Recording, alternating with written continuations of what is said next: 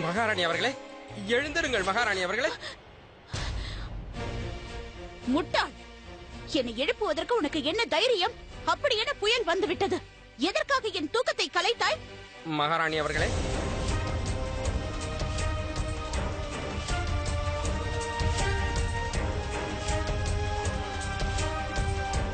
என்ன? சீக்கிரம் புறப்படு. நான் எவ்வாறு கூறினேனோ நீ அதையே செய்ய வேண்டும். ஜலால் இருக்கும் இடத்திற்கு சிப்பாய்களை அனுப்பு.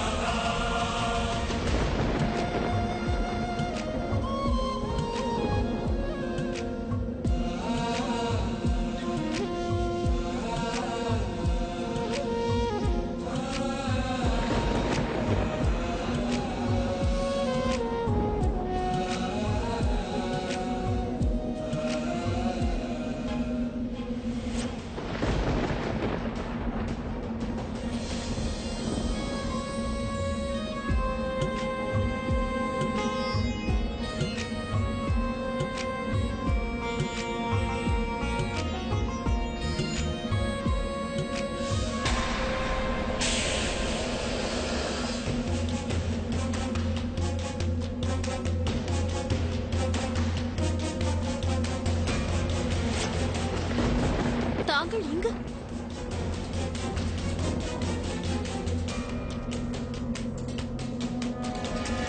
நான் முன்பே உங்களிடம் கூறியிருக்கிறேன் ஷெஹன்ஷா, நாம் தம்பதிகள் என்பது உண்மைதான். ஆனால் நமக்குள் எந்த சம்பந்தமும் இல்லை. அதை ஏன் தாங்கள் புரிந்து கொள்ள மறுக்கிறீர்கள்? வெளியில் புயல் அடித்துக் கொண்டிருப்பதை தாங்கள் இவ்விதம் பயன்படுத்துவீர்கள் என்று நான் நினைக்கவில்லை ஷெஹன்ஷா. ஜோதா பேகம், நீங்கள் தவறாக நினைக்கிறீர்கள். நான் உங்கள் விளக்கம் எனக்கு எதுவும் தேவையில்லை ஷெஹன்ஷா. அத்தை அவர்களுக்கு வாக்களித்ததன் காரணமாகத்தான் நான் இங்கு இருக்கிறேன். அவர் கவலைப்படக்கூடாது என்பதற்காகத்தான் உங்களோடு சேர்ந்து இங்கு இருக்கிறேன். இதை பயன்படுத்திக் கொண்டு தங்கள் எண்ணத்தை நிறைவேற்ற எண்ணுகிறீர்களா? நான் இப்பொழுதே கூடாரத்தை விட்டு செல்கிறேன். நில்லுங்கள் ஜோதா பேகம். வெளியில் மிகவும் குளிராக இருக்கிறது. தங்களுக்கு காய்ச்சல் வந்து விடலாம். இந்த வானிலை உங்கள் கோபத்தை விட மிகவும் கடுமையாக இருக்கிறது. வெளியில் இருக்கும் ஆபத்தை விட இங்குதான் ஆபத்து அதிகமாக உள்ளது. அந்த புயலை என்னால் தாங்கிக் கொள்ள முடியும்.